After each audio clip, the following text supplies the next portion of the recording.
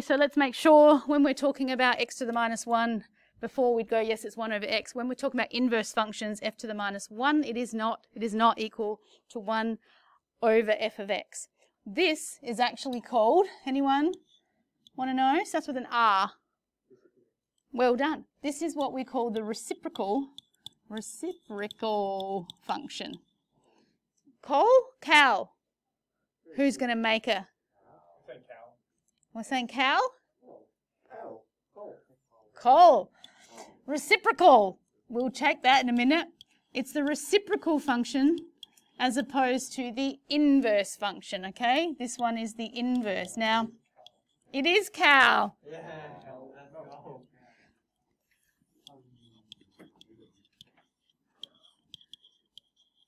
Now, there's a couple of properties that are really cute about the inverse function.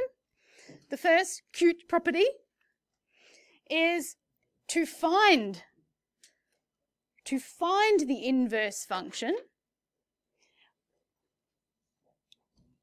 Yeah, we do a little swapsy. Okay, let's go graphically. So inverse function. So graphically,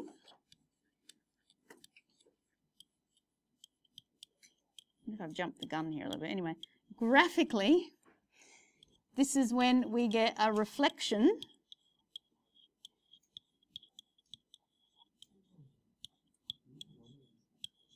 shush.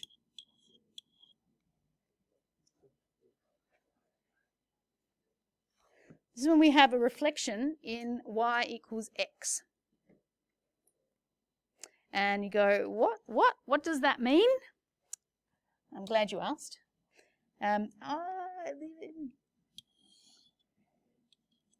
You might have better summaries once I've written everything. Let's take our good old friend. Let's take this function here. We're going to make it up. Who can make up a reasonable equation for this function? Let's make that a 4. Thank you. 2x because it's sloping positively, plus 4. So the line y equals x is the one where your x and the y values are exactly the same. So when x is 1, y is 1. When x is 2, y is 2. When x is 4, y is 4, etc. You get this nice diagonal line. Nice and sweet. So my inverse function, it is a reflection. Right? It's a reflection in this thingamajiggy here. So,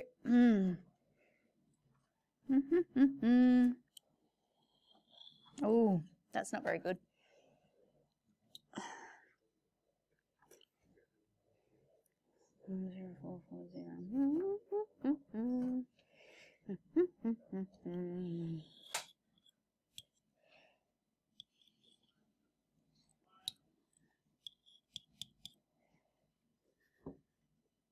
I guess I should have said that's f of x, hey? Shush, shush, shush. God. Let me teach, man.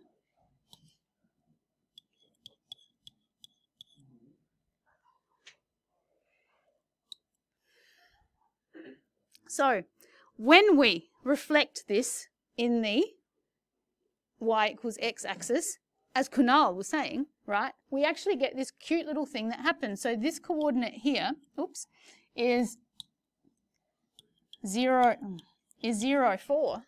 And what happens is on your inverse, those are going to switch.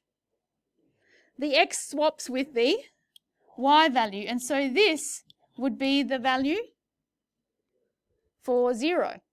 And it works for every point, not just the y-intercept or the x-intercept, but every point. So if I've got 1 here, let's go. 1, 2 times 1 is 2, plus 4 is 6. So we'd have this coordinate 1, 6. Then I know with certainty that 6, 1 will lie on this inverse here. So this should then have a point 6, 1. Oui, oui? Nice. Now, you're going to end up having to sketch a variety of functions. If you look at your outline, right, we've got functions that we are sketching, and we'll just pop it over here, but we're going to be sketching the inverse function.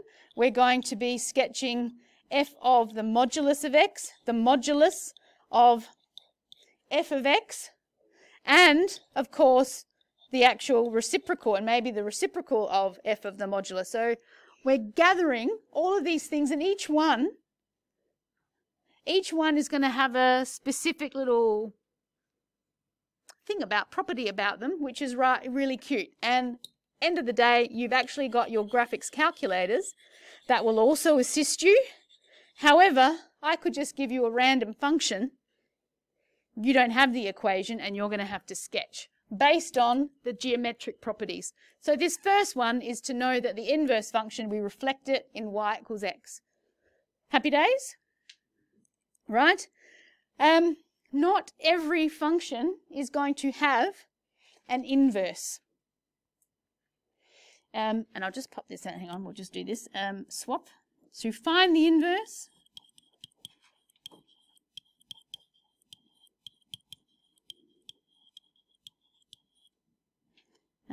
We swap, and I'll show you that in a minute.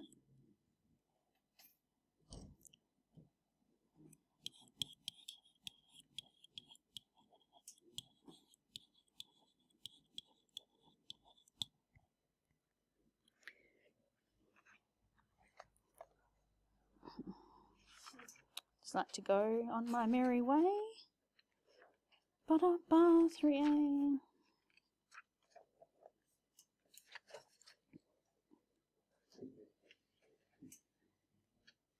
I'm not used to do it in different order. Right, it must be a 1-to-1.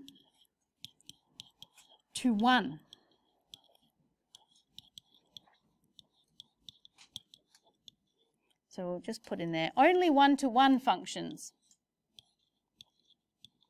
have an inverse.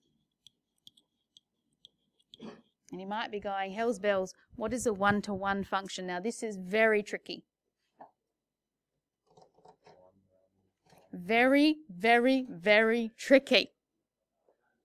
So could you remind me, what is the quick test to decide if something is a function or if it's just a graph? Vertical line test. Vertical line. That was very nice. And Bill, I will be asking you to tell me who was that mystery voice. So we've got the vertical line to tell us if it's a function. To see if it's a 1-to-1 function, it has to pass the vertical line test and The horizontal line test. should change your voice a little bit. And the horizontal line test. Now, hang on. Someone else has just walked into the room. Who is this? Horizontal line test. You guys need to watch later. What's that? Countdown. This guy was doing, he'd put a hat on and he was a different person. And he's got the, was it the someone kid? And so he was talking like this. And then, yeah, he put on a hat with like an Aussie hat, you know, the corks. And he tried to do an Australian accent, but for some reason, he came really high. He was talking like this, because in Australia. Anyway, so horizontal line test, that it's a function, and a 1-to-1. And so what do we mean by that? So clearly, this pink line here, it's definitely a function because if I put a vertical line, it only touches once. But if I go the horizontal line, it also just cuts once. So love it. It's a 1-to-1 function, correct? After the linear function, let's face it, what is your favorite function after that? A quadratic. Yes, me too. Mine is also a quadratic. I know it's your favorite. Second. Cubic. Oh dear. So, if we look at a quadratic, let's go with, we'll pass from, no. Y equals, let's go with, I'll make it up.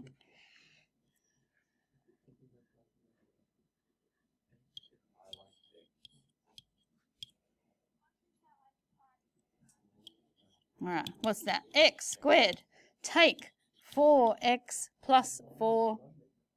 Oh, take.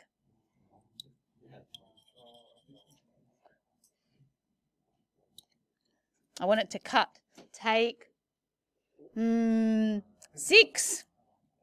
So 4, so take 2. So there we go. So let's imagine, what's it? It's going to be 2 minus 6. So here's 2, here's minus 6, and let's assume, I can't even work it out, but let's assume it cuts both sides.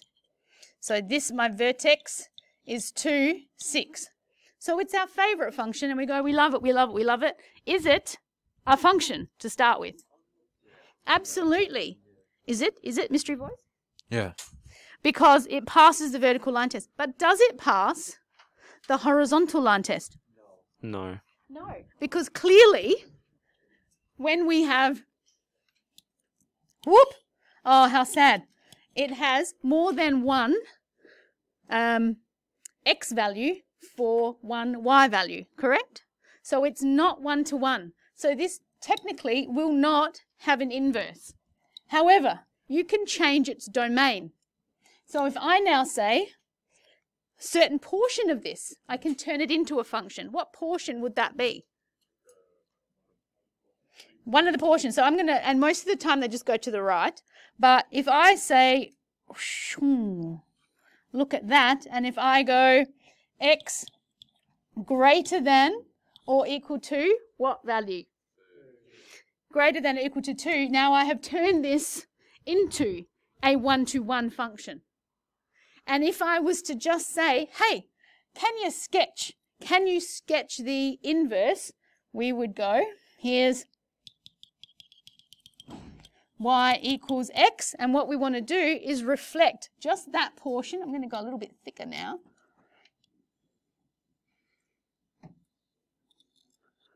Okay, we're going to sketch that portion over here. Now this is 2, 6. So where's that point going to be? Ooh.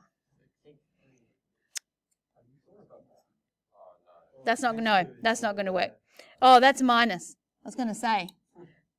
Whoops.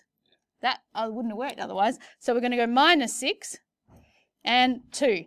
So we sort of go, I can't really see that very well, but is that's pretty good? It's pretty good. Oh, not bad. So that's the gist. We're going to work a little bit on algebraically, but we're going to get into being able to sketch as well. Does that seem reasonable? All right, so that's the basic rundown. If you turn to page 61, that would be appreciated. So that's what we just blabbed about with the whole 1-to-1 stuff. Making sure we do not confuse it with the reciprocal. Now, here's a little thing that you might want to add. And we'll get a bit more technical later on, but the domain of your inverse is equal to the range of the original function, and vice versa. So the range becomes a domain, and vice versa. So this book glosses over a little bit the whole when does it exist. We will sort of just find it, and you'll use your calculator to look at the domain and range.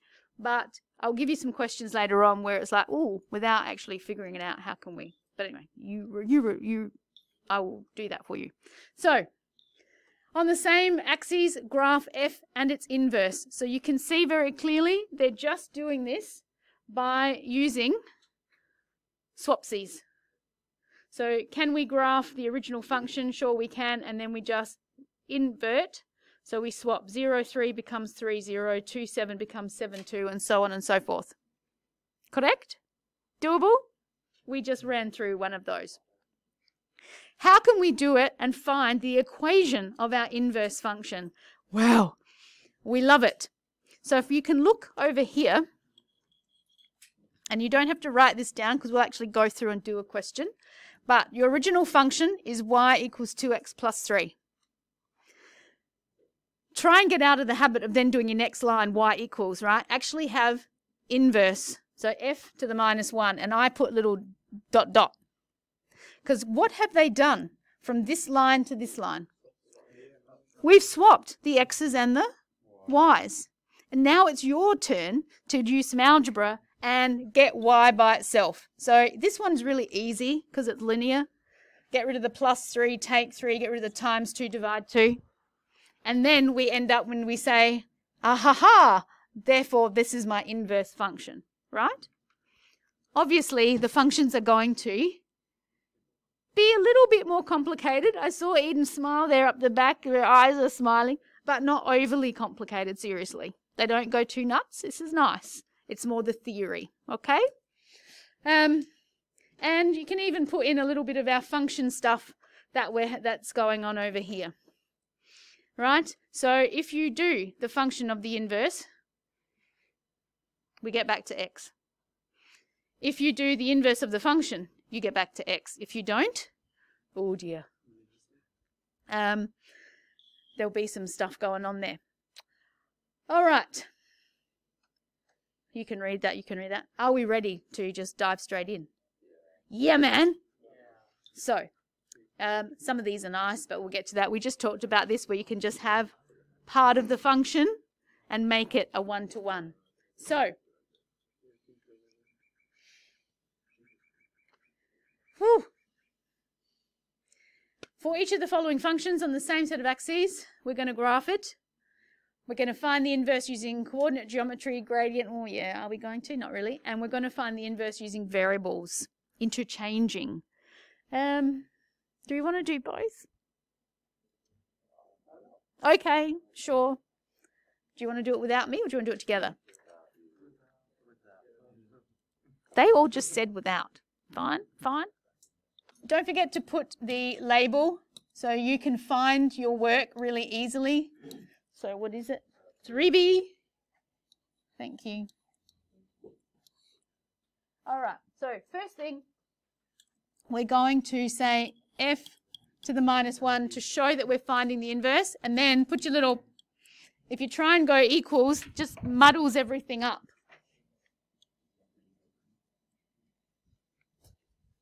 Something part 1.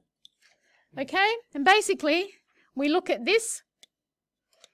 Oh, they've written it stupidly, haven't they? Why have they written it like that? So this is technically y. Oh, book, I tell you. Y equals 2x plus 5. Okay, so wherever y is, we're going to replace it with x, and wherever x is, we're going to replace it with. So it becomes x equals 2y plus 5. Right? We just want to get y by itself.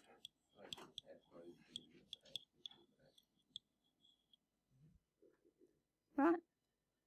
Simples? Like you're probably looking for the, where's the catch? No catch. So we now have y equals x take 5 over 2. Yeah? Can you sketch both of those functions? I'm going to make a massive assumption and go, yep, I bet they can. So let's check on our calculator. Is it a big assumption to know that you can sketch linear functions? Do you want me to, I mean, you're doing them in, you're doing quads and cubics in methods. Pardon? I think you should be good too.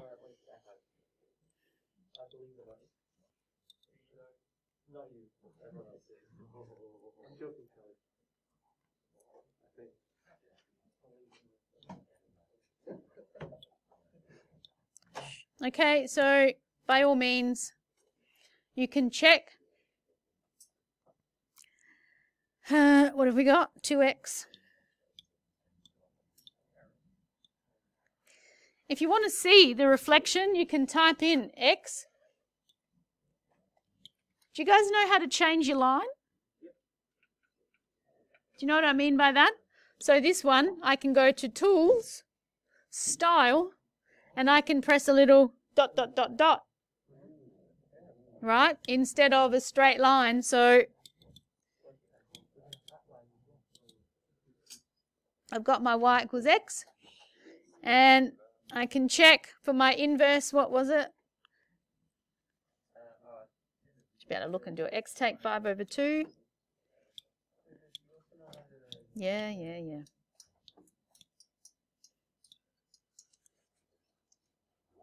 Oh, what happened there? Right, what happened there? I deleted it.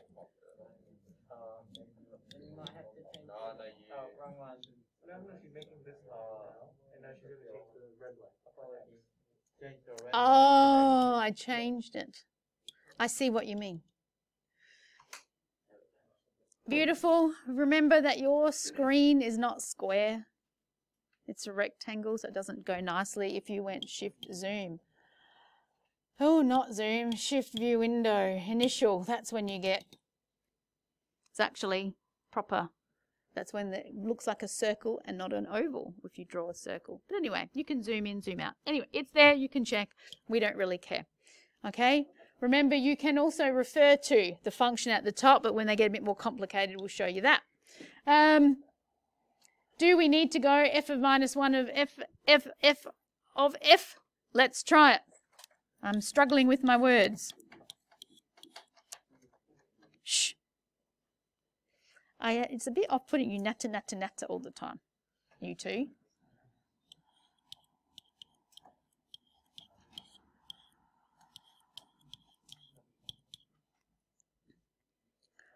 So to do this, show that equals this, which equals x. I think if we go one way, we're good. We're not going to do it both ways because you can do that later on when they're more complex. So we're just making sure we know what it means and what we're doing. And then you can go on your merry, merry way. So remember, from your work, this is f of minus 1 of f of x, right? So f of minus 1, right? What is f of x? Was up the top there, 2x plus 5.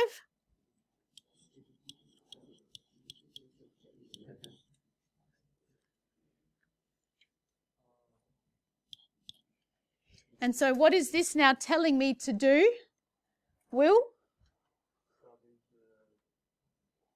Into the one that you've just done here. So you've got to make sure all of your stuff is neatly labelled, not pointing any fingers, G.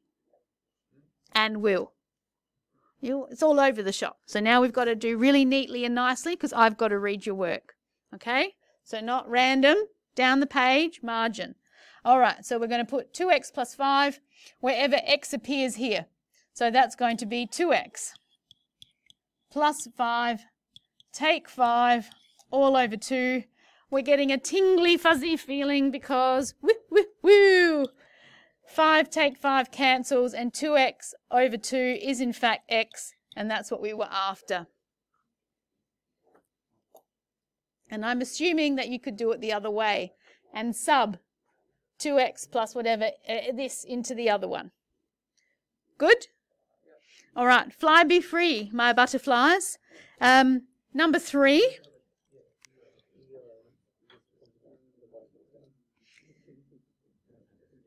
Now, do we have to copy and do all of these? Niet. So, if we were to copy on the same side, in each case, state the domain and range of f of. Shall we have people come and do it on the board?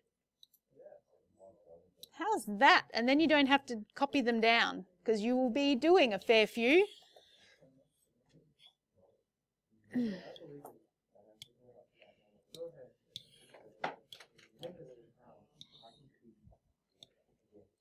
All right.